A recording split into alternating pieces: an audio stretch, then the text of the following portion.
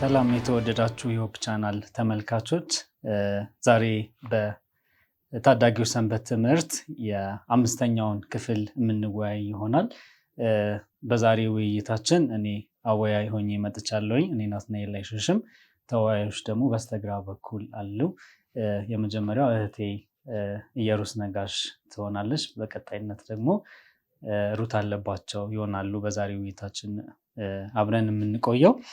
የዛሬ ውይይታችንን ከመጀመራችን በፊት ጸሎት አድርገን እንጀምራለን። እንጸልይ። እግዚአብሔር ልዑል አምላካችን ሆይ እጅግ አድርገን እናመሰግናለን። በኑሯችን፣ በስራችን፣ በትምህርታችን፣ በሁሉ ነገራችን እያገዝክ እየደገፍክ ለዚህ ሰዓት ለዚህ ጊዜ ስላደረስከን እናመሰግናለን። እግዚአብሔር አባታችን ሆይ አሁን ደግሞ ቃልህን ልንወያይ፣ ቃልህን ደግሞ ለሌሎች ሰዎች ልናደርስ በዚህ ስፍራ ተገኝተናል። ከጅማሬያችን ጀምሮ እስክንጨርስ ድረስ አንተ ከኛ ጋር አሁን ስላደረክልን ነገር ሁሉ እጅግ አድርገን እናመሰግናለን። በአንድ ልጅ በጌታ ኢየሱስ ክርስቶስ ስም አሜን። የዛሬው የአምስተኛ ሰንበት ትምህርታችን የሚያነሳው ሀሳብ ስለ ስልጣን፣ ስለ ጽናትና ስለ ዓላማ ነው። ቤዝ አድርጎ የተነሳበት ሀሳብ በሐዋርያት ምዕራፍ 5 ከቁጥር 17 ጀምሮ ያለውን ክፍል ይሆናል። አነባዋለሁኝ። ዋናው ሀሳብ እዚህ ክፍል ላይ ነው የሚገኘው እና ውይይታችንም ከጅማሬው ጀምሮ እስኪያልቅ ድረስ ከዚህ አውድ የማይወጣ ስለሆነ ማንበቡ የተሻለና ክሊር ያደርግልናል ብዬ አስባለሁኝ። እንዲህ ይላል ምዕራፍ 17 ሊቀ ካህናቱ ግን የሰዶቃውያን ወገን ሆነውም ከእርሱ ጋር የነበሩት ሁሉ ተነሱ፣ ቅንዓትም ሞላባቸው። በሐዋርያትም ላይ እጃቸውን ጭነው በሕዝቡ ወህኒ ውስጥ አኖሯቸው። የጌታ መልአክ ግን በሌሊት የወህኒውን ደጅ ከፍቶ አወጣቸውና ሂዱና ቆማችሁ የዚህን የሕይወት ቃል ሁሉ ለሕዝብ በመቅደስ ንገሩ አላቸው። በሰሙም ጊዜ ማልደው ወደ መቅደስ ገብተው አስተማሩ። ግን ሊቀ ካህናቱና ከእርሱ ጋር የነበሩት መጥተው ሸንጎውንና የእስራኤልን ልጆች ሽማግሌዎች ሁሉ በአንድነት ጠሩ፣ ያወጧቸውም ዘንድ ወደ ወህኒ ላኩ። ሌሎችም መጥተው በወህኒው አላገኟቸውም። ተመልሰውም ወህኒው በጣም በጥንቃቄ ተዘግቶ ጠባቂዎችም በደጁ ፊት ቆመው አገኘን፣ በከፈትን ጊዜ ግን በውስጡ አንድስ እንኳ አላገኘንም አሏቸው። የመቅደስ አዛዥና የካህናት አለቆችም ይህ ነገር በሰሙ ጊዜ እንጃ ይህ ምን ይሆን ተባባሉ እያሉ ስለ እነርሱ አመነቱ። አንድ ሰውም መጥቶ እነርሱ በወህኒ ያኖሯቸዋቸው ሰዎች እየቆሙ ሕዝቡንም እያስተማሩ በመቅደስ ናቸው ብሎ አወራላቸው። በዛን ጊዜ አዛዡ ከሌሎች ጋር ሄዶ አመጣቸው፣ በኃይል ግን አይደለም፣ ሕዝቡ እንዳይወግሯቸው ይፈሩ ነበር ይላል። ምዕራፍ 5 ከቁጥር 17 እስከ 26 ድረስ ያለውን አንስተናል። በዚህ ክፍል ላይ የምናገኘው ሀሳብ ሐዋርያቶች አሉ፣ የሰዶቃውያን ሰዎች ሊቀ ካህናት አሉ። ሊቀ ካህናት የሆኑ ሰዶቃውያን በሐዋርያት ላይ ቀኑባቸው የሚል ነገር እናገኛለን። የጀመሩበት አካባቢ ላይ ቀንተውም ወደ ወህኒ ቤት አወረዷቸው ይላል። ሰዶቃውያን የምንላቸው ህዝቦች ምንድን ናቸው? ምንድን ነው አስተምሮታቸው? ለምንድን ነው በሐዋርያት ላይ ቅናት ያደረባቸው ብለን ስናይ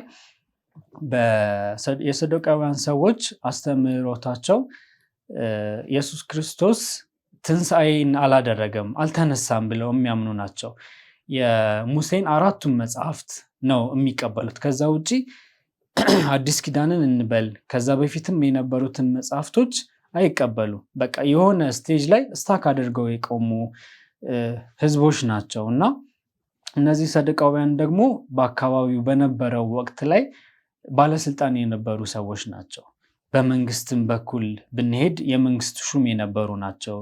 በቤተክርስቲያንም ብንሄድ የቤተክርስቲያን ሹም የነበሩ ወሳኝ፣ የሚያዙ፣ የሚወስኑ አካላት ናቸውና የከበረ ኑሮን የሚኖሩ በውሳኔም ላይ የሚሳተፉ ኃያል የነበሩ ሰዎች ናቸው። እነዚህ ሰዎች ሐዋርያትን ሲያዩ እዚህ ወደ ቁጥር 18 ላይ እንደተናገረው መልአኩ ከወህኒ ቤት ካወጣቸው በኋላ አንድ መልእክትን ሰጥቷቸዋል። ያ መልእክት ምንድነው? ወጥታችሁ ይህን የሕይወት ቃል በቤተ መቅደስ ስበኩ ብሎ ነግራቸዋል። ሐዋርያትን ስንመለከት ኢየሱስ ክርስቶስ ካረገ በኋላ መንፈስ ቅዱስ ከእናንተ ጋር እንደሚሆንና እስክመለስ ድረስ የኔን ሕይወት፣ የኔን ቃል፣ የእግዚአብሔርን ቃል ለዓለም አዳርሱ ብሎ ነግሯቸዋል። ይህን ትእዛዝ ሐዋርያት ተቀብለዋል። እኛም እስከዛሬ ድረስ ተቀብለን ያለነው ይህንን ትእዛዝ ነው። ኢየሱስ ክርስቶስ እስኪመለስ ድረስ ወንጌልን ለዓለም ማዳረስ አለብን። በዚህ ሂደት ውስጥ ግን ሐዋርያት ከሰዶቃውያን ችግር ገጠማቸው። ይህ ችግር ምንድነው? የመጀመሪያውን ክፍል እዚሁ ላይ ስለሚጠቅሰው በወህኒ ቤት መታሰር ነውና እስቲ በዚህ ሐሳብ ላይ ደግሞ ሰዶቃውያን በሐዋርያቱ ላይ ለምን ቀኑ የሚለውን እስቲ ሐሳብ ጨምሪ። ሰዶቃውያን በሐዋርያት ላይ ለምን ቀኑ የሚለውን ስንመለከት በመጀመሪያ የሰዶቃውያን ትምህርቶች በሐዋርያት 23:8 ላይ ሄደን ስንመለከት እንዲህ ይላል። ሰዶቃውያን ትንሣኤም መልአክም መንፈስም የለም የሚሉ ናቸው፣ በታምራትም ሆነ በመላእክት የማያምኑ ናቸውና ሐዋርያቶቹ ደግሞ ታምራትን እየሰሩ ሰዎችን ከደዌ እየፈወሱ ነው እና ያን ነገር ባዩ ጊዜ እነሱ ደግሞ በታምራትም የማያምኑ ናቸው። በቃ ስልጣናቸው የተበለጡ መሰላቸው፣ በስልጣናቸው የተበለጡ መሰላቸው እና ደግሞ ሰዶቃውያን ትኩረት ያጡ መሰላቸው። ህዝቡን ሁሉ እንትን የሚሉት የሚቆጣጠሩት እነሱ ስለሆኑ ትኩረት ያጡ መሰላቸው እና ደግሞ ትምህርታቸው እየፈረሰባቸው ስለመሰላቸው ቅናት አደረባቸው።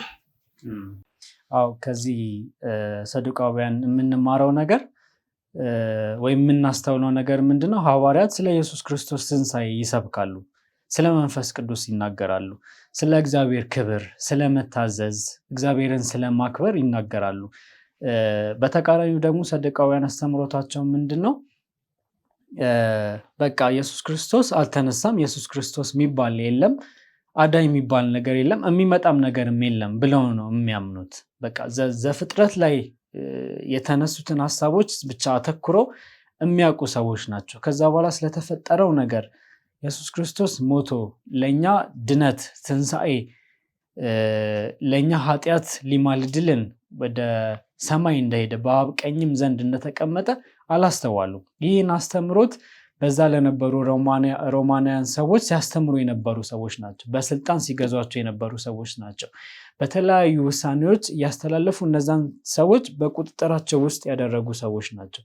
በተቃራኒው ግን ስናይ ኢየሱስ ክርስቶስ ተነስተዋል፣ ኢየሱስ ክርስቶስ ለኛ ሊማልድልን በሰማይ ሄዷል፣ በአብ ቀኝ ዘንድ ተቀምጧል እያሉ እነዚህ ሐዋርያት ያስተምራሉ።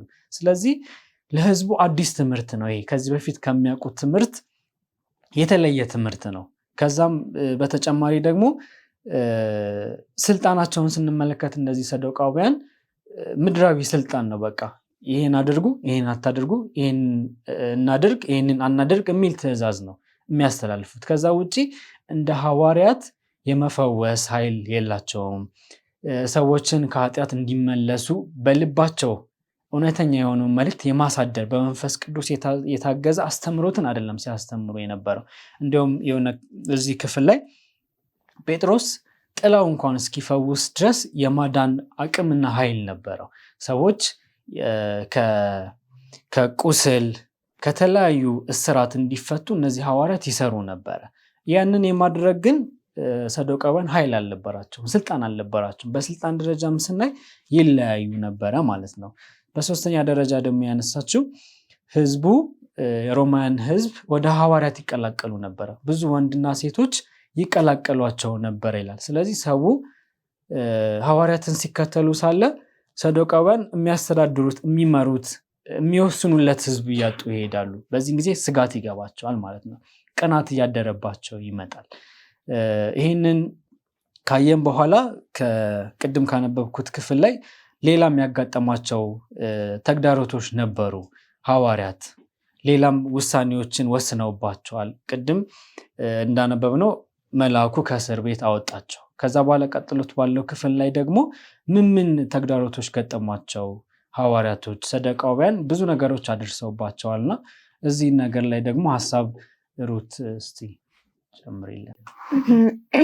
እሺ አንተ ባልከው ሐሳብ ላይ ስናይ መጀመሪያ ምን አይነት ተግዳሮቶች ወይ ምን አይነት ችግር ገጠማቸው የሚለውን ስናይ ሐዋርያት ሥራ ምዕራፍ 5:18 ጀምሮ ስናየው 18 ጋር ምንድነው የሚለው?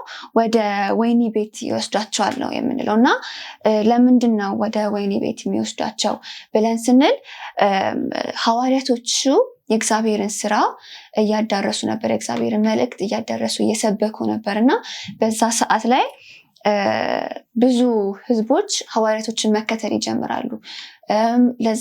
በዛ ምክንያት ሊቀ ካህኖቹና ሰዱቃውያኖቹ ቅናት ይፈጠርባቸዋል እና እንዴት እነሱን ይከተላሉ እኛ እያለን ምናምን ነገር የሚል ቅናት ይፈጠርባቸዋል እና በዛ ምክንያት መጀመሪያ ወደ ወህኒ ቤት ይወስዷቸዋል እና የመጀመሪያ ተግዳሮታቸው እሱ ነው። የሁለተኛው ተግዳሮታቸው ደግሞ የምናገኘው ቁጥር 24 ላይ ነው እና ምንድነው የሁለተኛ ቁጥር 24 ላይ የሚያገኘው እንደዚህ ይላል። የመቅደስ አዛዥና ካህናት አለቆችም ይህንን በሰሙ ጊዜ እንጃ ይህም ይሁን እያሉ ስለሱ አመነቱ ይላል። ከዚህ በፊት ትንሽ ወደ ላይ አድርገን ስናየው ምንድነው እስር ቤት እንደገቡ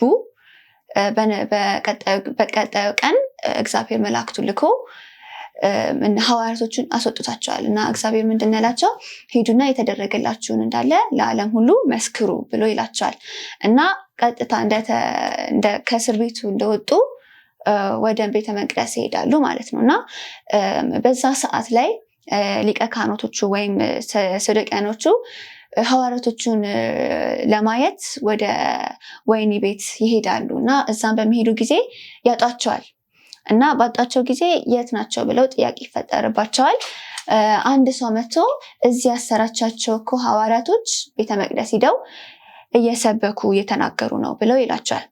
ከዛ በኋላ ሊቀ ካህናቶቹና ሰዱቃውያኖቹ ይሄዳሉ ወደ ቤተ መቅደስ፣ ግን ፎርስፉሊ ፓወርፉሊ ምናምን ነገር ሳይሆን ረጋ ባለ ሁኔታ ቀስ ብለው አምጥተው ወደ ፍርድ ያመጣቸዋል ማለት ነው እና ወደ ፍርድ ባመጧቸው ጊዜ ምንድነው የሚሏቸው? ስለ የኢየሱስን ስም ይጠቀማችሁ አትስበኩ ብላችሁ አልነበር ወይ? ለምንድነው የምትሰብኩት ብለው ይናገሯቸዋል እና ሁለተኛ ተግዳሮታቸው ምንድነው? ፍርድ ላይ ቀርበዋል ነው ሐዋርያቶቹ እና እዛ ፍርድ ላይ በቀረቡ ጊዜ መልሳቸውን ነው የሚያሳየን፣ የሐዋርያቶቹን መልስ ነው እና የሐዋርያቶቹ መልስ ምንድነው? ቁጥር 29 ጋር ስናይ ጴጥሮስና ሐዋርያትን መልሰው አሉ፣ ከሰው ይልቅ ለእግዚአብሔር ልንታዘዝ ይገባል።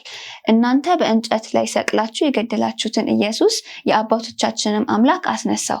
ይህ እግዚአብሔር ለእስራኤል ንስሐ የኃጢአትንም ስርየት ይሰጥ ዘንድ ራስንም መድኃኒትም አድርጎ በቀኙ ከፍ ከፍ አደረገው። እኛም ለዚህ ምስክሮች ነን። ደግሞም እግዚአብሔር ለሚታዘዙት የሰጠው መንፈስ ቅዱስ ምስክር ነው ብለው ሐዋርያቶቹ ለሊቀ ካህኑና ለሰዱቃውያኖቹ ይናገራሉ እና ይህንን በመለሱ ጊዜ ሊቀ ካህኑና ሰዱቃውያኑ በጣም ይናደዳሉ እና ሊገሏቸውም ይፈልጋሉ፣ ሐዋርያቶቹ ማለት ነው። በዚህ ሰዓት አንድ ባለ ሕግ ሰው መጣና ለሊቀ ካህኖቹና ለሰዱቃውያኖቹ ምን ብለው ይላቸዋል? ሁለት ምሳሌ ወይም ሁለት ትምህርት ይሰጧቸዋል ለሊቀ ካህናቶቹ። የመጀመሪያው ምንድነው? ቁጥር 32 ላይ የምናገኘው ስለ ቴዎዳስ ነው። ቴዎዳስ ምንድነው የሚለው? እኔ ታላቅ ነኝ ብሎ አካባቢው ጋር እንዳለ የሄደ ይናገራል። ይህንን በሚናገር ጊዜ እሱም ጠፍቷል፣ የሰሙትም ሁሉ ተበታትነዋል ነው የሚለው። የመጀመሪያ የሰጣቸው ምሳሌ ወይም ትምህርት እሱ ነው። ሁለተኛውን ትምህርት ደግሞ ስናየው የገሊላው ይሁዳ ተነሳ ብለው አካባቢውን እንዳለ ተናገሩ። እነሱ የተናገሩትም ሰዎች ጠፉ፣ የሰሙትም ሰዎች ተበታተኑ ብሎ ባለ ሕግ ሰውየው ለሊቀ ካህናቶቹና ለሰዱቃውያኖቹ ይናገራሉ። የዚህን ሰዓት ሊቀ ካህናቶቹና ሰዱቃውያኖቹ ሊገሏቸው የፈለጉትን ወደ ሐዋርያቶቹ ሄዱና ገረፏቸው፣ አሰቃያቸው፣ ናቋቸው እና የሶስተኛው ተግዳሮታቸው እሱ ነው። በእግዚአብሔር ሳይድ በመሆናቸው በመስበካቸው ሊቀ ካህናቶቹ እና ሰዱቃውያኖቹ ገርፈዋቸዋል፣ አሰቃይተዋቸዋል፣ ንቀዋቸዋል እና እነዚህ እንትኖቹ ናቸው ተግዳሮቶቹን እና ሐዋርያቱም ለሰዱቃውያን የመለሱትን ምላሾችንም አንድ ላይ አንስተሽናል እና በጣም ጥሩ ሀሳብ ነው የተነሳው። እስከ 17 ድረስ ነው ያነበብኩትኝ እኔ። ከዛ በኋላ ባለው ክፍል ላይም ይህንን ነገር እናገኛለን። ምንድን ነው የተነሳው ሀሳብ? ከእስር ቤት መልአኩ ካወጣቸው በኋላ እንደገና ወደ ቤተ መቅደስ ሄደው የእግዚአብሔርን ቃል ይናገራሉ። ከዛም በኋላ ግን ተመልሰው ወደ ፍርድ ወደ ሸንጎ ያመጣቸዋል። ከዛም በኋላ በኢየሱስ ስም ለምን ትሰብካላችሁ? እንዳትሰብኩ ብለን አልነገርናችሁም ብለው ይጠይቋቸዋል። ከጠየቋቸው በኋላ እነሱ የሰጡት ምላሽ፣ እነሱ ያደረጉት ነገር በጣም ለህይወታችን ቁልፍ ነገር ነው። እኛም ታዳጊዎች በዚህን ጊዜ የምንማረው ነገር ይሄንን ነው። ምንም ነገር ከጉዳዩ መከሰት በላይ እኛ ለጉዳዩ የምንሰጠው ምላሽ በህይወታችን ትልቁን ሚዛን ትልቁን ፖይንት ይይዛል ብለን እናምናለን። ምክንያቱም እነዚህ ሐዋርያት እስር ቤት በታሰሩ ጊዜ ከዛም በኋላ በሸንጎ ለፍርድ በቆሙ ጊዜ አማርረው እነሱ ላይ ዛቻም ቢያደርጉ እንዴት እግዚአብሔር ዝም ይላችኋል ብለው ከእግዚአብሔር ኃይልን ወይም ደግሞ እነሱን እንዲያጠፋቸው ቢለምኑ ወይም ቢጸልዩ ኖሮ ወንጌል ዛሬ ለመድረስ ወይም ደግሞ ለዓለም መዳረስ የሚባል ለመድረስ ያለበት ደረጃ አይደርስም ብዬ አስባለሁ። ምክንያቱም ፍቅር ወይም ደግሞ ወንጌል በፍቅር ነው መነገር ያለበት። አንድን አስተምሮ ስንናገር አንድን ነገር ወደ ፍጻሜ ወይም ደግሞ መልእክታችን ለማስተላለፍ ከፈለግን በፍቅር ነው ማድረግ ያለብን እንጂ ልክ እነሱ በሚያደርጉብን ልክና መጠን አጸፋዊ ምላሽ የምንመልስ ከሆነ ነገራችን ፐርሰናል ይሆናል፣ ግለሰባዊ ይሆናል እና ወደ ግጭት ውስጥ እንገባለን። የእግዚአብሔርን መልእክት ሳናስተላልፍ እንቀራለን። እግዚአብሔርም ኢየሱስ ክርስቶስን በዚህ ምድር ላይ በነበረ ጊዜ ለደረሰበት ተጽዕኖ፣ ለደረሰበት እስራት፣ ለደረሰበት ግርፋትና ስቃይ አጸፋዊ ምላሽ አይደለም የመለሰው። ይልቅ በፍቅር ማስተማርን ነው የመረጠው፣ በፍቅር ህይወቱን ማሳየት ነው የመረጠው እና የእነዚህም የሐዋርያት ተግዳሮት ለገጠማቸው ነገር ምላሽ የሰጡት በዚህ መንገድ ነው። በቃ እነሱ ላይ በኃይል አልተነሱም። ይህን ነገር ከሐዋርያቶች ልንማርና ልንረዳው ይገባል ብዬ አስባለሁኝ።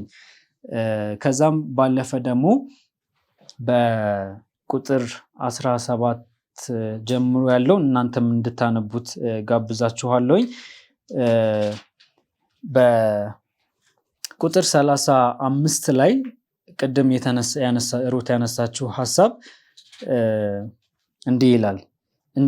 ያ በሕግ አዋቂው ሰው መጥቶ እንዲህም አላቸው ይላል ለሰዱቃውያን፣ የእስራኤል ሰዎች ሆይ ስለነዚህ ሰዎች ምን እንደምታደርጉ ለራሳችሁ ተጠንቀቁ ብሎ የቴዎድዮስንና የገሊላውን ሰው ምሳሌ ያነሳላቸዋል።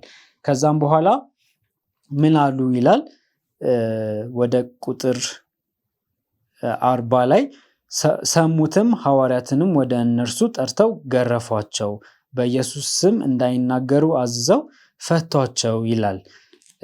ምንድነው ከዚህ ሐሳብ የምንረዳው? ውሳኔን አልወሰኑም። በቃ ተናደዱ፣ ተቆጡ፣ ሊገሏቸውን ፈለጉ ሐዋርያት ላይ ማለት ነው ሰዱቃውያን።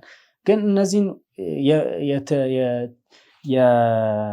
የቴዎዳስን ምሳሌና የገሊላውን ሰው የሕግ አዋቂ ከነገራቸው በኋላም የምታደርጉት ነገር ተጠንቀቁ ካላቸው በኋላ ሐሳባቸው ምን አደረጉ? ቀየሩ። ምን አደረጓቸው? ከዛ በኋላ ሰሙትና ያንን ሕግ አዋቂ ሰው ገረፏቸውና አሁንም ቢሆን በኢየሱስ ስም አትስበኩ፣ አትናገሩ ብለው ለቀቋቸው ይላል። እንግዲህ በእግዚአብሔር ዓላማ ላይና በእግዚአብሔር ሐሳብ ላይ የሚመጣ ሰው ምን እንደሚደርስም ከዚህ ክፍል መማር እንችላለን እና ምን ጊዜም ቢሆን ነገሮችን በፍቅር መጠየቅ፣ በፍቅር መረዳት እንዳለብን ያስተምረናል። ይህን ነገር እስቲ ወደ ራሳችን ህይወት እናምጣው። እነዚህ ሐዋርያት እግዚአብሔርን ታዘዋል። የእግዚአብሔርን መልእክት ለማዳረስ ነው ይህ ሁሉ ተግዳሮት እየደረሰባቸው ያለው። በህይወታችን ውስጥ እግዚአብሔርን ስንታዘዝ፣ በህይወታችን ውስጥ እግዚአብሔርን ሳንታዘዝ ምን ይፈጠራል? ምን እናስተውላለን? እስቲ ኢየሩስ እዚህ ላይ በመታዘዝና ባለመታዘዝ መካከል ያለውን ነገር ሐሳብ ሼር አድርጊኝ።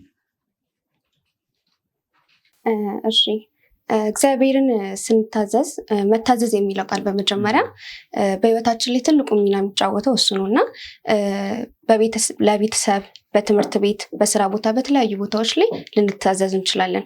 ነገር ግን እግዚአብሔርን መታዘዝ ግን እግዚአብሔር እንድንታዘዘው የሚፈልገው ከፍቅሩ የተነሳ ነው እና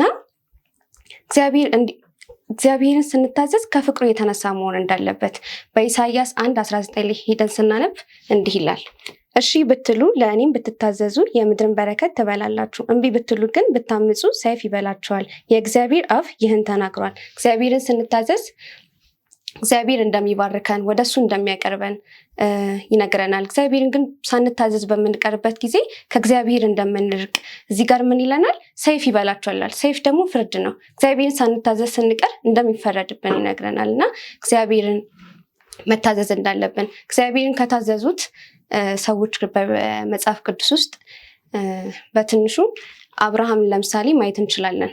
አብርሃም በጣም እምነት ነበረው። እግዚአብሔር ልጅህን ሰዋልኝ ሲለው ያለምንም ማቅማማት ነው ሊሰዋለት የሄደው ማለት ነው። ምክንያቱም ልጁ ቢሞትም እንኳን እንደሚነሳ ያምን ነበር። ስለዚህ አብርሃም እግዚአብሔርን ታዞ ልጁን ለመሰዋት ሄዷል። እግዚአብሔርም ደግሞ አብርሃምን እንደባረከው እናያለን። ካልታዘዙት ውስጥ ደግሞ የሎጥ ሚስትን መመልከት እንችላለን።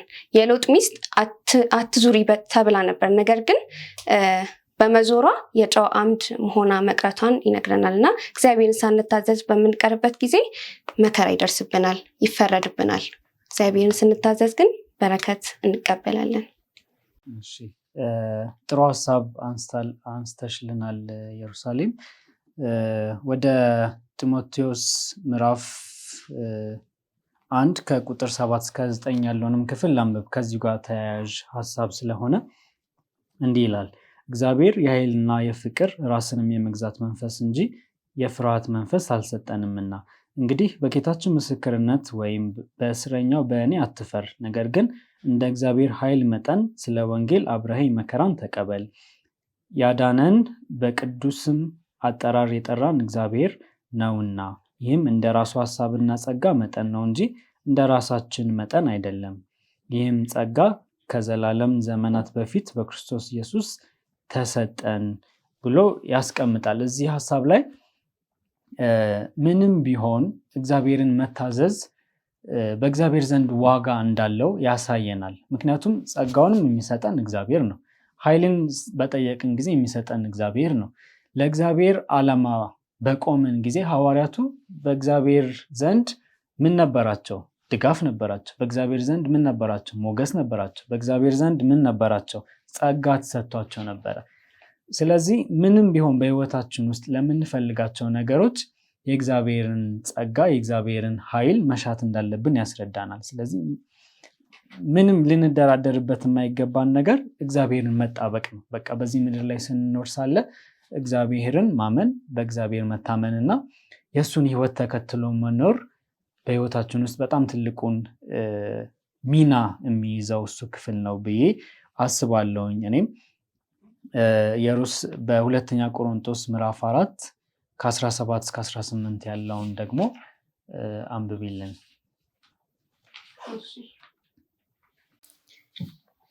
እንዲህ ይላል ሁለተኛ ቆሮንቶስ 4 ከ17 እስከ 18 ላይ የማይታየውን እንጂ የሚታየውን ባንመለከት ቀላል የሆነው የጊዜው መከራችን የክብርን የዘላለም ብዛት ከሁሉ መጠን ይልቅ ያደርግልናልና። የሚታየው የጊዜ ነውና የማይታየው ግን የዘላለም ነው። እዚህ ጋር በምድር ላይ ያሉ ነገሮች በሙሉ እንዳለ አላፊና ጊዜያዊ ነገሮች ናቸው። ነገር ግን እግዚአብሔርን በማመን ግን ዘላለማዊ የሆነውን ሕይወት ማግኘት እንችላለን። በእምነት የማይታየውም ማመን እንዳለብን፣ በእምነት መጓዝ እንዳለብን ከዚህ ጥቅስ ላይ እንረዳለን። እውነት ነው። በጣም ጠቃሚ እና ዋና ሀሳብ ነው ይሄ ክፍል የያዘው ሁለተኛ ቆሮንቶስ ምዕራፍ 4 ከ17 እስከ 18 ያለው። ሐዋርያትን ስንመለከት ብዙ መከራን፣ ብዙ ችግርን፣ ብዙ እስራትንና መገረፍ እየደረሰባቸው ነው። ነገር ግን ምን አላሉም? አላማረሩም። ነገር ግን ምን አላሉም?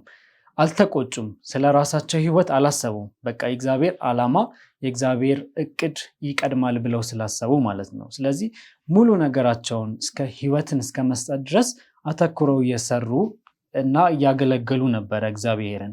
ይህንን ሀሳብ ደግሞ የሚደግፍልን በማቴዎስ ምዕራፍ 5 ከቁጥር 11 እስከ 12 ያለው እንዲህ ይላል፣ ሲነቅፏችሁ እና ሲያሳድዳችሁ በእኔም ምክንያት ክፉም ሁሉ በውሸት ሲናገሩባችሁ ብፁዓን ናችሁ፣ ዋጋችሁ በሰማያት ታላቅ ነውና ደስ ይበላችሁ፣ ሐሴትም አድርጉ፣ ከእናንተ በፊት የነበሩት ነቢያት እንዲሁም አሳድደዋቸዋልና ይላል። ይህንን ሐዋርያቶቹ ስለሚያውቁ በቃ ምንም ነገር ዋጋ ለመክፈል ዝግጁዎች ነበሩ። ምንም ነገር ለማድረግ በጣም በቅንነት የሚያደርጉ ነበርና በእኛም ህይወት ማስተዋል ያለብን ይህንን ነው። እኛ አማኞች ነን ብለን ካሰብን፣ እኛ ኢየሱስ ክርስቶስን የምንቀበል ነን ብለን ካሰብን ሌሎች ሰዎችን ከጥፋት መመለስ፣ ሌሎች ሰዎችን ከስህተት አስተምሮት መመለስ ነው ዋና ሚናችን የሚሆነው። ከዛ በዘለለ ደግሞ በዋነኝነት ወንጌልን ለዓለም ማዳረስ። እኛ የእግዚአብሔር ብርሃን ነን፣ ለዓለም ጨው ናችሁ ተብለናል። ስለዚህ ጨውነታችንን ማጣፈጥ የምንችለው በእግዚአብሔር ቃል ነው። ለሰዎች ወንጌልን በመድረስ ስህተት የሆኑ አስተምሮቶችን ልክ አይደለም፣ ይሄ በዚህ መንገድ ነው ብለን በፍቅር በማስረዳት ሰዎችን መመለስ እንችላለን። እና በዚህ ሂደት ውስጥ ግን እንደዚሁ እንደምናወራው ቀላል አይደለም፣ በጣም ፈታኝ ነው። እስራት፣ ስድብ፣ መነቀፍ፣ መናቅ፣ መገረፍ ሊደርስብን ይችላል። ይሄ ግን ለእግዚአብሔር ክብር ነው ብለን መቀበል አለብን። በቃ ምንም ነገር ቀላል አይደለም። ኢየሱስ ክርስቶስ በዚህ ምድር ላይም ሲኖር ቀሎት አይደለም ለኛ ህይወትን ሰጥቶ ያለፈው፣ መከራን ተቀብሎ ነው የሄደው። አልጋ ባልጋ የሆነ ነገር አሳልፎ አይደለም የሄደው። ሲራብ ሲጠማ ነበረ፣ ደም እንባ ሲያለቅስ ነበር። እና ይህ ሁሉ የሆነው ለሰው ልጆች መዳን ሲል ያደረገው ነገር ነው። እኛም የእሱን ህይወት ስንቀበል ሳለ ይህንን ነገር ነው ማሳለፍና መተግበር ያለብን። ምንም መከራ ቢኖር በኢየሱስ ክርስቶስ ጸጋ እችለዋለሁ ብለን ማድረግ አለብን። ተስፋ መቁረጥ የለብን የሚለውን ነገር ታዳጊዎች ከዚህ ልንማር እንችላለን። እና እስቲ ደግሞ የሐዋርያትን ተግዳሮቶችና ምላሾች ካየን በእኛ ህይወት ውስጥ ደግሞ ትችትና ዘለፋ ሲያጋጥመን እኛ ታዳጊዎች ምንድን ነው ምላሻችን የሚሆነው? ልክ ለምሳሌ እኔ አሁን እዚህ ኢየሩስን ብሰድባት ወይም ደግሞ ባመነጫጭቃት ምንድን ነው ምላሿ መሆን ያለበት? የእግዚአብሔርን ቃል ስትናገር ሊሆን ይችላል። በህይወታችን ውስጥ እናስፋውና በስራ ቦታ ሊሆን ይችላል። በተለያየ አካባቢ በምንውልበት ቦታ ሁሉ ሰዎች ሲንቁን፣ ሲያመነጫጭቁን ወይ በቤተክርስቲያን አገልግሎት ቦታ ሳይሰጡን ሲቀሩ ምንድን ነው ምላሻችን መሆን ያለበት? ከሐዋርያቶች ብዙ ተምረናል። በእኛ ግል ህይወት ደግሞ ወደ ምድራዊ ነገር ስናመጣው እንዴት ነው ማሳለፍ ያለብን የሚለውን ነገር እስቲ እናንተ ሀሳብ እንድትጨምሩበት። በግል ተሞክሯችሁ ምን ይመስላል ይሄ ነገር? እሺ፣ በመጀመሪያ ማድረግ የለብን ሬክለስ የሆኑ ነገሮችን ከማድረግ መገደብ አለብን። እና ሌላ ነገር የእግዚአብሔርን ቃል ማለት ረጋ ብለን እነሱ እኛ ሊጣሉን ቢፈልጉም እኛ ረጋ ብለን የእግዚአብሔር ቃል እንዲህ ይላል ብለን እየተናገርን እነሱ ማረጋጋት እንዳለብን እና እነሱ መጽሐፍ ቅዱስን ቀስ በቀስ ማስተማርን አለብን። ሌላ ነገር ደግሞ አላስፈላጊ ንግግሮችን አለመናገር አለብን። ምክንያቱም ታሪኩ ላይ ራሱ ስናይ ሐዋርያቶች እንደዛ ሲሰደቡ፣ ሲነቀፉ፣ ሲገረፉ ምንም አላላቸውም። ምክንያቱም የሆነ ነገር ቢሏቸው እነዛ ሐዋርያቶችን የሚከተሉት የነበሩት ህዝቦች ሐዋርያቱን በሚያዩ ጊዜ ወይ እነሱ እኮ እንደዚህ ያደረጉ ትምህርታቸው ትክክል አይደለም ብለው ወደ ስተት ትምህርት መልሰው ይመለሳሉ። እና ለሰዎች ምሳሌ መሆን አለብን። እኛ በምንናገረው ነገር እኔ በምናገረው ነገር ሰዎች ሊማር ይችላል። እኔ ሰው አይቶ እኔም እንደዚህ ማለት አለብኝ ወይም ወደ ትክክለኛው ሀሳብ ሊመጣ ይችላል። እና አላስፈላጊ ንግግሮችን ገድቦ ለሰዎች ምሳሌ ሊሆን እችላለሁ ብለን እያሰብን መናገር አለብን። እሱ ነው። እሺ፣ እና ደግሞ ጉዳዩን ፐርሰናል አለማድረግ አለብን እና ሰዎችን እንደዛ በሚያደርጉበት ሰዓት እሷም እንዳለችው በመረጋጋት በትህትና ማስረዳት አለብን። ሐዋርያቶቹም ሲናገሩ የነበሩት በእውነትና በቅንነት ነው እና እኛም በፍቅር መመለስ እንዳለብን። ጥሩ ነው። ምሳሌ ሰጥቻችሁ ነበረ። አሁን እሷን ብነቅፋት ብሰድባት ብያንስቼ ነበር እና ፐርሰናል አለማድረግ፣ የተነሳውን ጉዳይ ለምንድን ነው የሰደበኝ፣ ለምንድን ነው የተናገረኝ፣ ለምንድን ነው የነቀፈኝ ብሎ ስለ ጉዳዩ ማሰብ እንጂ በቃ ናቲ ሰድቦኛል ብሎ ግለሰባዊ ነገር አለማድረግ በጣም ለህይወታችን ትልቁ ነገራችንን የሚያቀለው ይሄ ነው። ለመፍትሄም የሚያደርሰን ይሄ ነው እንጂ በቃ እኔ ስላደረኩት ጥፋት ወይም እኔ የተሳሳተ አስተምሮት አስተምሬ ከሆነ ለመመለስ ሳይሆን የማስበው እንዴት እሱ ይናገረኛል ብዬ እሱ ላይ ቂም በቀል መያዝ በሱ ላይ አመፀኛ መሆን ከሆነ መፍትሄ አናገኝም። በቃ ችግሩ እየተባባሰ ይሄዳል እንጂ ሳንግባባ እንቀራለን። ሐዋርያቶችም ቢሆን ያደረጉት ይሄንን ነው። በኃይል አሰሯቸው፣ በስልጣናቸው አሰሯቸው። ነገር ግን ምን አላደረጉም? አልተሳደቡም። ምን አላደረጉም? አልነቀፏቸውም። ምንም አላደረጉም አይደለ? እዚህ ጋር እንዳነበብነው ስለ ኢየሱስ መሰደባችን ደስታን የፈጠረላቸው ስለኔ የተሰደቡ ብዙዎች አሉ ስለሚል በመጽሐፍ ቅዱስ ቀድሞ ስለተነገረ ማለት ነው። ስለዚህ እኛም ቢሆን በግል ህይወታችን ሰዎች ሲነቅፉን፣ ሲሰድቡን፣ ሲያንቋሽሹን ሳለ ምን አድርጌ ነው ምን ባደርግ ነው ብለን ነው ስለ ጉዳዩ ማስተዋል ያለብን እንጂ ግለሰባዊ ነገር ካደረግን ግጭቶች እየተባባሱ ይሄዳሉ። ስለዚህ ከችግራችን ለመመለስ ደግሞ ክፍት የሆነ አእምሮ ሊኖረን ያስፈልጋል። በጣም ክፍት የሆነ አእምሮ ለነገሮች መፍትሄ ለመስጠት በጣም ተቀዳሚው ነገር ያንን ነው እና ደግሞ ሰዎች ለሚሰጡን ኮሜንቶች ሊሆኑ ይችላሉ፣ አስተያየቶች ሊሆኑ ይችላሉ፣ በቅንነት መቀበል አእምሯችንን ኦኬ ከሆነ ላስተካክል ብሎ ራስን ማዘጋጀት በጣም አስፈላጊ ነው። ይህ ግን የተናገረኝ ነገር የተነሳበት መንገድ ልክ ካልሆነ ግን አይ አንተ ልክ አይደለህም ብሎ እውነትን መናገር፣ እኔ የተናገርኩት እኔ ያሰብኩት እንደዚህ ነው ብሎ መናገር። የእግዚአብሔርንም ቃል ስንናገር ሰዎች ካልተረዱን አይ የእግዚአብሔር ቃል በዚህ ክፍል እንደዚህ ይላል ብለን ማስረዳት እንጂ ከራሳችን የመነጨን ነገር አለመናገር፣ እውነተኛውን የሆነውን የእግዚአብሔር ቃል መናገር ከብዙ ስህተት ከብዙ አለመግባባቶች ያድነናል ማለት ነው። እዚህ ላይ ትንሽ አንድ ሀሳብ ልስጥና እግዚአብሔር ለዓለም አዳርሱ ተናገሩ ነው ያለው እና ስለ እግዚአብሔር በምናወራበት ጊዜ ለሰው ለጓደኞቻችን እንደዛ በምናወራበት ጊዜ እነሱ ሲነቅፉን ሲሰድቡን እኛም መልሰን የምንናገራቸው ከሆነ እዚህ ጋር እግዚአብሔርን መልእክት እያዳረስ መሆን ምንም አይጠቅም። ምክንያቱም አንድን ነገር ከማድረግ ከራሳችን ነው መጀመር ያለብን እና እንደዛ የእግዚአብሔርን መልእክት እየተናገርኩኝ እየሰበኩኝ አንተ ለምን እንደዚህ ትለኛለህ እንደዚህማ ምናምን ነገር እኔም ተመልሼ ብናገረው እዚህ ጋር የእግዚአብሔርን ስራ አለም ማለት እግዚአብሔር በትህትና እንድንነግራቸው ማለት ምንም ጥል ውስጥ እንዳንገባ ነው የሚፈልገው እና ጥል ውስጥ ከገባን እዚህ ጋር በጣም ቅድም እንዳልኩት ምሳሌ አንሆንም። በቃ እግዚአብሔርንም እናስከፋዋለን እና ከዛ መገደብ አለብን። ጥሩ ሀሳብ ነው ያነሳሽልን ሩት። በዚህ ክፍል ላይ እስካሁን ስንወያይ ሳለ ብዙ ነገሮችን አግኝታችኋል ብለን እናስባለን። አሁን ወደ መጨረሻው ሀሳባችን እየመጣን ነው እና ከዚህ ክፍል ላይ እስቲ ሰዶቃውያን ምንድነው የነበራቸው ዓላማ፣ ምንድነው የነበራቸው ጽናት፣ ምንድነው የነበራቸው ስልጣን የሚለውን ነገር በተወሰነ እንዳስሳለን።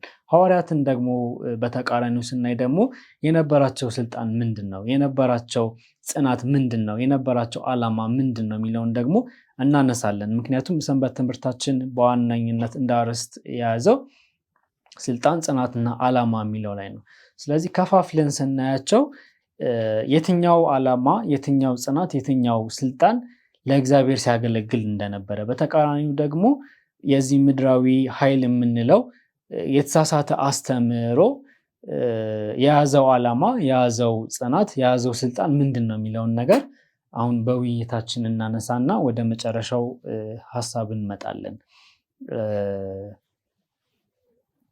እሺ፣ ሰዶቃውያን የነበራቸው ዓላማ ስልጣንና ጽናት አለ። ምንድነው ስልጣናቸው? ኃላፊዎች ነበሩ ሰዶቃውያኖች። ግን ኃላፊ ማለት ፈሪሳውያኖችም እኮ ኃላፊት ነበሩ ማለት ሊቀ ካህን አላቸው ምናምን። ነገር ግን ሰዶቃውያኖች ከፈሪሳውያኖች የሚያለያያቸው ነገር ምንድነው?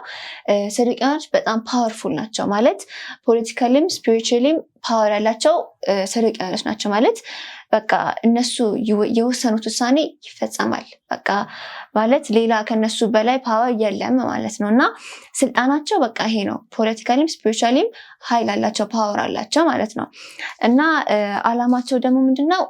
ስልጣናቸውን እንዳሉበት ማቆየት ነው ማለት ከነሱ ሌላ እንዳይመጣ ወደ እነሱ ስልጣን ወይም እነሱን ስልጣናቸውን እንዳይወስዱባቸው ነውና አላማቸው እዛ ባሉበት መቆየት ነው አላማቸው። እና ወደ ጽናታቸው ስንሄድ ደግሞ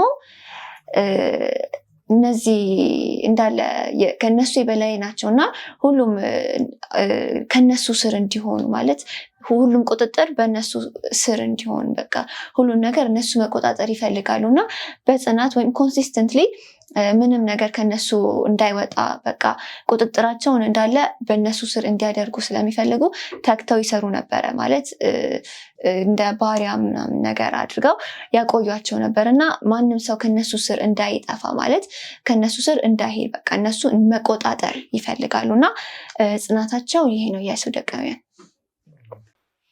እሺ እስቲ ሐዋርያት ደግሞ የነበራቸውን ነገር ኢየሩስ። ሐዋርያት የነበራቸው ነገር ደግሞ ስንመለከት በመጀመሪያ ስልጣናቸውን ስናይ ሰዎችን ንስሐ እንዲገቡ ያደርጉ ነበር እና ደግሞ ደዌዎችን ይፈውሱ ነበር። ስልጣናቸው ይሄ ነው። አላማቸውን ደግሞ የሐዋርያት ስንመለከት ምንድነው? የእግዚአብሔርን ትእዛዝ መፈጸም ነው። ትእዛዙን መፈጸም ነው። በቃ ቀጥታ አላማቸው ይሄ ነው። ጽናታቸውን ደግሞ ስናይ በመከራና በስደት ውስጥ ታግሶ መቆየትን ነው። ሁለታችሁም ሀሳብን ሰጥታችኋልና ምንድነው እዚህ ጋር ያለው አስተምህሮ መልእክት ልናስተላልፍ የተፈለገው? የዚህ 5ኛው ሰንበት ትምህርት ለእግዚአብሔር ዓላማ መቆም እንዳለብን፣ ለእግዚአብሔር መርህ መከተል እንዳለብን፣ ለእግዚአብሔር ለሆኑት ነገሮች ሁሉ ራሳችንን አሳልፈን መስጠት እንዳለብን፣ እግዚአብሔር ለሚሰጠን ስልጣን ደግሞ በአግባቡ መጠቀም እንዳለብን፣ ሰዎችን ለመበደል፣ ሰዎችን ለማሰር፣ ሰዎችን ለመንቀፍ ሳይሆን ለሰዎች መለወጥ እንዲሆን፣ ሰዎችን ለመፈወስ፣ ሰዎችን ለማዳን እንድንጠቀምበት እግዚአብሔር ዛሬ ላይ ይጠይቀናል።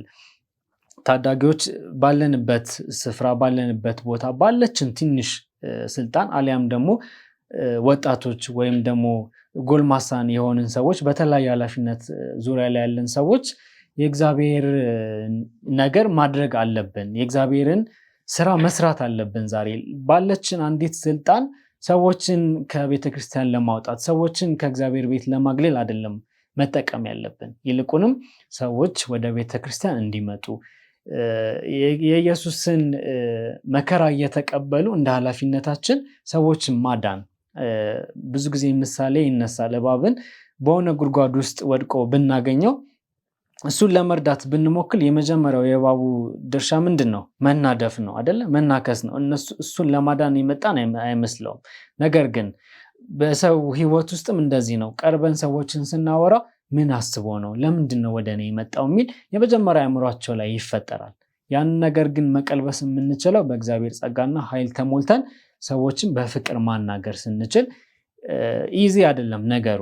ነገር ግን እኛ ያንን ሪስክ ወስደን ያንን ኃላፊነት ወስደን ሰዎችን መቅረብና ወደ ቤቱ መመለስ አለብን የሚለውን ከሐዋርያቱ እንማራለን። ሌላው ደግሞ የምንማረው ነገር ምንድነው? ለእግዚአብሔር ትእዛዝ እስከ መጨረሻው እስትንፋሳችን ድረስ ማገልገል እንዳለብን ያስተምረናል ሐዋርያቶቹ። ሌላ ደግሞ 3ኛ ደረጃ የምንማረው ምንድነው? ለነገሮች የምንሰጠው ምላሽ በህይወታችን ውስጥ ለመጥፎም ለጥሩም ነገር ይዳርገናል። እነዛ ሐዋርያቶች እነዛን ሰዶቃውያን ምንም ነገር አልተናገሯቸው። ምንም ክፉ ነገር ሲናገሯቸው አናይም። በእኛ ህይወት ውስጥም እንደዚህ ነው። ሰዎች ሲያንቋሹን ሲነቅፉን ሳለ እኛም መልሰን እነሱ ያደረጉትን ክፉ ነገር መመለስ የለብንም በፍጹም። ይሄ የኢየሱስ ክርስቶስ ህይወትና ምሳሌ አይደለም። ስለዚህ እኛም ታዳጊዎች ምንም ነገር በቃ ሰዎች ሲያማርሩብን ወይም ሰዎች ሲነቅፉን እኛም ተከፍተንም ቢሆን ለነሱ መልካምን ነገር ማሰብ፣ በመልካምነት መመለስ እና ማስረዳት ነው የሚጠበቅብን የሚለውን ነገር በጣም ዋና መልእክት አድርገን እንወስዳለን እና ከዚህ ውይይታችን ብዙ ነገር እንደተማራችሁ ተስፋ እናደርጋለን። እንግዲህ ውይይታችን ወደ መጨረሻ እየመጣ ስለሆነ ሀሳብ ተጨማሪ ከሌለ ጸሎት አድርገን እንጨርሳለን። እሺ ትንሽ የምጨምረው ነገር ቢኖር ሐዋርያቶቹ እዛ በተገረፉ በተነቀፉ ጊዜ ምንም ነገር አላላቸውም። ጸጥ ብሏቸው ደስ ብሏቸው የሄዱት ይላል። ቅድም ጥቅሱን አንብበዋል። ማቴዎስ ምዕራፍ 5 ከ11 እስከ 12 የሚለው ማለት ነው።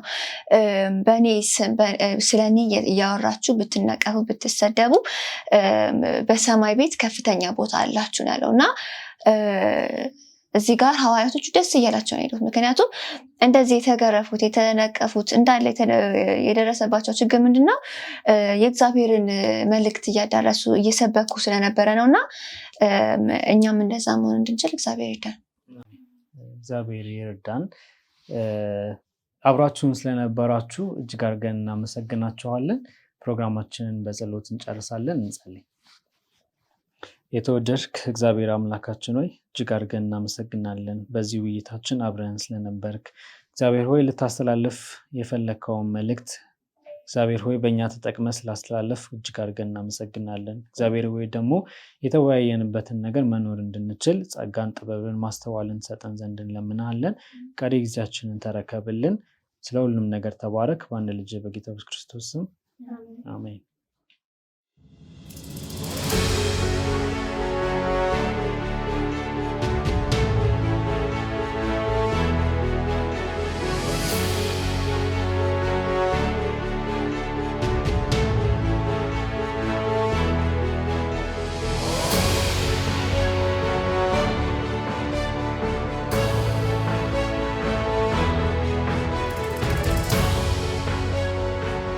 ሰላም ለእናንተ ይሁን ውድ ታዳጊዎች፣ ወንድማችሁ ዮሴፍ ነኝ። ዛሬም ደግሞ በቀጣይ የዳንኤል ትምህርት ተገናኝተናል። በባለፈው ክፍለ ጊዜያችን ላይ ዳንኤል ምዕራፍ 4 ነበር ያጠና ነው። እንግዲህ ከንጉስ ናቡከደነፆር ሕይወት ብዙ እንደተማራችሁ ተስፋ አድርጋለሁ አይደል? መቼም ደግሞ የበለጠ ደግሞ ያጠናችሁ እንደሆነ ተስፋ አድርጋለሁ። እየጸለያችሁም እንደሆነ ጌታ እንግዲህ እንዲያበራላችሁ የበለጠ እየተጋችሁ እንደሆነ በማመን ነው። ዛሬ ደግሞ ምዕራፍ 5 ነው የምናየው። እንግዲህ ምዕራፍ 5 ላይ ስለ አንድ ንጉስ ታሪክ ደግሞ እናያለን። ይሄ ንጉስ ስሙ ንጉስ ብልጣሶር ይባላል። ዳንኤል ሌላኛው ስሙ ብልጣሶር ነው ብለናል አይደለ? ግን ይሄኛው ሌላኛው ንጉስ ነው፣ የባቢሎን ንጉስ ነው ንጉስ ብልጣሶር። ንጉስ ብልጣሶር የንጉስ ናቡከደነፆር የልጅ ልጅ ነው። ስለዚህ ንጉስ ብልጣሶር አያቱ ማን ነው ማለት ነው? ንጉስ ናቡከደነፆር ነው ማለት ነው። ንጉስ ብልጣሶር ግን እንደ ንጉስ ናቡከደነፆር እንደ አያቱ ግን አልነበረም። አያቱ በባለፈው ንጉስ ናቡከደነፆር ምዕራፍ 4 ላይ ማንን አምኖ ሄዷል ብያችሁ ነበር? ጌታ ክርስቶስን አምኖ ነበር ሄደው እና ከዛ 7 ዓመት ስቃይ በኋላ ከዛ ሁሉ መከራ በኋላ እንደ በሬ ሳር ከጋጠ በኋላ ወደ አእምሮ ሲመለስ ጌታን አክብሮ ነበር ያለፈው ብያችኋለሁ። ይሄ ንጉስ ግን አልተማረም ነበር እና ምን አደረገ? ትልቅ ግብዣ አደረገ ለመኳንንቶች፣ ለቁባቶች፣ እዛ አካባቢ ላሉት ለነገስታቶች ጭምር ሰብስቦ ትልቅ ግብዣ እንዳደረገ ይታያል። አሁን ንጉስ ብልጣሶር የነበረበት ጊዜ 539 ዓመተ ዓለም አካባቢ ላይ ነው። ይሄ ማለት የንጉስናው የመጨረሻ ጊዜ ማለት ነው እና በዚህ ጊዜ ላይ ይሄ ንጉስ ባቢሎን የምትባለው መንግስት እየተዳከመች እየፈረሰች የመጣች ነበር እና ከተማዋ ብቻ ቀረች። መጀመሪያ ላይ ትልቅ ግዛት ነበራት። ከዛ ግን በትንቢት እንዳየነው ዳንኤል ምዕራፍ 2 ላይ ካስተውሳችሁ ራሱ ማን ነበር? ወርቅ ብለናል፣ የባቢሎን መንግስት። ከዛ ቀጥሎ ማን ይመጣል? ደረትና እጆቹ። እሱ በብር የተመሰለው የማን መንግስት ብለን ነበር? የሜዶና ፋርስ መንግስት። ስለዚህ ከባቢሎን ቀጥሎ የሚመጣው ማን ነው? ሜዶና ፋርስ ነው ማለት ነው። አሁን ይሄ የመጨረሻው የባቢሎን ንጉስ ነው፣ ንጉስ ብልጣሶር። አሁን በዚህ ጊዜ ላይ ግን በጣም የሚገርመው መንግስቱ እየተዳከመ እየፈረሰ ግዛት ብዙ ግዛት ነበራቸው፣ እየተሸነፉ እየተማረኩ ከተማይቷ ብቻ ቀረች። ከዛ ንጉሱ ምን አደረገ? ለ20 ዓመት የሚሆን ምግብ አዘጋጀ። ከዛም በኋላ ከተማይቱን ዘጋው። ትልቅ ግንብ ነው ያለው። ግንቡ አይፈርስም ተብሎ ነው የሚታሰበው። ምክንያቱም ትልቅ ግንብ ነው፣ በጦር ቢወጋ የማይፈርስ ስለሆነ በቃ ከዚህ በኋላ ምንም አልሆንም አለ። ለ20 ዓመት የሚሆን ምግብ አዘጋጀ። ከዛም በኋላ ውሃ ደግሞ እንዳይቸገር ምንድነው ኤፍራጥስ የሚባል ትልቅ ወንዝ አለ። ያ ወንዝ በከተማይቱ በኩል አቋርጦ ነው የሚሄደው። ስለዚህ የውሃ ችግር የለብኝም፣ የምግብ ችግር የለብኝም፣ ማንም ጠላት መጥቶ አያፈርሰኝም፣ ምክንያቱም ትልቅ ግንብ አለኝ ብሎ አስቦ ተቆራርቶ ግብዣ አደረገ። ከዛም በኋላ ወይን ጠጅ በቀመሰ ጊዜ ላይ በቃ መስከር ጀመረ፣ መጨፈር ጀመረ። ወይን ጠጅ እዚህ ጋር በደንብ አስተውሉ። እንግዲህ ንጉሱን ያደነዘዘው አእምሮን የጎዳው ነገር ምንድነው? ወይን ጠጅ፣ የሚያሰክር ነገር ጠጥቶ። ከዛም በኋላ ምን አደረገ? ቀጣይ ምን አደረገ? ልክ በስካር ውስጥ ሆኖ እንዲህ አደረገ። ለምን አለ? ከኢየሩሳሌም አያቴ ያመጣው ንጉሥ ናቡከደነፆር እንግዲህ እስራኤልን የማረከው እነ ዳንኤልን ወደ ባቢሎን ያመጣው ንጉሥ ናቡከደነፆርና አያቴ ያመጣው ዕቃዎች አሉ ከኢየሩሳሌም የመጡ የከበሩ የቤተ መቅደስ ዕቃዎች ማለት ነው። በሱ ለምን አንጠጣባቸው ማለት እና ቤተ መቅደስ ክቡር ነው፣ የእግዚአብሔር ማደሪያ ነው። ግን የነዛ የተቀደሱ ዕቃዎችን እሱ ምን ለምን አደረገ? ለወይን ጠጅ መጠጃ፣ ለሚያሰክር ለማይጠቅም ነገር እና በሱ በቃ እንጠጣ እስቲ እንጫወት እያሉ በቃ መቀለድ ተጀመረ። ከዛም በኋላ ምን ይላል ቁጥር 4 ላይ ከነሐስ ከብረት ከእንጨት ከድንጋይ የተሰሩ አማልክትን ማመስገን ጀመሩ። በተቀደሰ ነገር ላይ ያልተቀደሰ አምላክ የሌላ አምላክ ፈጥረው ማመስገን ጀመሩ። ከዛ አንድ ነገር ግን ተፈጠረ። ይህን እያደረጉ እየተሳሳቁ እየበሉ እየጠጡ ሳለ ግን አንድ ነገር ተከሰተ። እሱ ምንድነው? የሆነ እጅ መጥቶ ይጽፋል ግድግዳ ላይ። እጁን የሚያዩት ሌላ ነገር አየው፣ ይጽፋል። ከዛ ሁሉም ትኩረቱን ወደዛ ወደሚጽፈው ሰው እጅ አዩ። ከዛ ጻፈና ጠፋችሁ። በቃ ደነገጡ። ምንድነው የተፈጠረ ያለው? በጣም ተጨነቁ። ከዛ ጽሑፉን ለማንበብ ጠጋ ብሎ ሲያዩት ሊገባቸው አልቻለም። ምንድነው የተፈጠረ ያለው አሉ። ጽሑፉን ሊያስተውሉት ሊረዱት አልቻለም። ከዛም በኋላ እንደተለመደው ይህ ንጉስ ከንጉሥ ናቡከደነፆር ከአያቱ አልተማረም። አሁንም አስማተኞች ከለዳውያንን ቃሌታዎችን ጠራቸው። እስቲ አለ የሆነ ጅብ ነገር ተጽፏል እዚህ ላይ፣ ጽሑፉ ምን እንደሆነ አልገባንም፣ እስቲ እናንተ ፍቱት አላቸው። ቢሞክሩ ምንም እነሱም ሊገባቸው አልቻለም። ተናደደ። ድሮም አያቴን መጀመሪያ አያምናችሁ ብሎ በቃ በጣም በተናደደበት ሰዓት ላይ ደግሞ አንድ ሐሳብ አመጡለት። እንዴ አሉት፣ አያትህ እኮ 2 ጊዜ ህልም አልሞ ነበር። ዳንኤል ምዕራፍ 2 እና ዳንኤል ምዕራፍ 4 ላይ ያለው ታሪክ ማለት ነው። 2 ህልም አልሞ እኮ ህልሙን እኮ እነዚህ እኮ አልፈቱለትም። ማን የፈታለት ታዲያ? አንድ ከእስራኤል ሀገር የሚመጣ አንድ ያኔ ሽማግሌ ነው ዳንኤል። ትልቅ ሰው ነው። ሲመጣ ወጣት ሆኖ ነው የመጣው። አሁን ግን ሽማግሌ ሆኗልና አንድ አለ ሽማግሌ፣ እሱ ነው እኮ እግዚአብሔርን አምናለሁ የሚል ሰው የፈታለት፣ ይምጣና ይፈታ ተባለ። ከዛ መጣ። ከዛም በኋላ እንደዚህ ተፈጥሯል ተርጉም ተባለ። ከዛም በኋላ እንግዲህ ዳንኤል የእግዚአብሔር መንፈስ ከሱ ጋር ነው፣ ጥበብና ማስተዋል ሁሌም ከሱ ዘንድ ነው ያለው።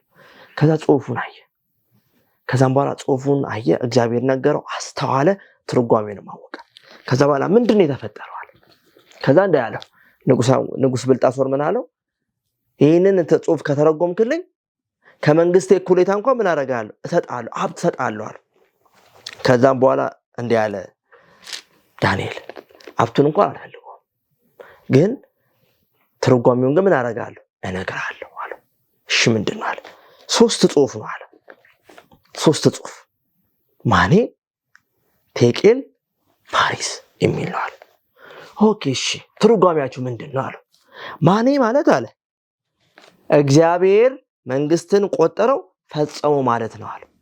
በተዘዋዋሪ ምን እያለው ነው? የባቢሎን መንግስት ይፈርሳል፣ አብቅቶለታል፣ በቃ አሁን ሌላ መንግስት ሊመጣ ነው፣ ያንተ ጊዜ ያንተ ዘመን አብቅቷል አለ። እሺ ሁለተኛው አለ ቴቄል ነው። ሁለተኛው እንዳልኳችሁ ቴቄል ደግሞ ምንድን ነው? በሚዛን ተመዝነ ቀለ ተገኝታል ማለት ነው። ይሄ ማለት ስለ ራሱ ነው። አንተ እግዚአብሔር በሚዛን ሲመዝነ ቀለን የተገኘው፣ አልተማርክም፣ ከአያትህ አልተማርክም። አያትህ እኮ እግዚአብሔርን ያምን ነበር ግን አልተቀበልክም። ስለዚህ በቃ ቸልተኛ ስለነበርክ፣ ግዴለሽ ስለነበርክ፣ ደግሞም በቃ ጊዜን ለማይሆን ነገር እያባከንክ ስለሆነ ከዚህ በኋላ እግዚአብሔር አይቶ ቀለ ተገኝተሃል አለው። ሶስተኛው ምን አለው? ፋሪስ ነው አለው። ፋሪስ ማለት ምንድነው? መንግስት ተከፈለ፣ ከዚህ በኋላ ያንተ አይደለም፣ ለማን ይሰጣል አለ? ለሜዶንና ለፋርስ።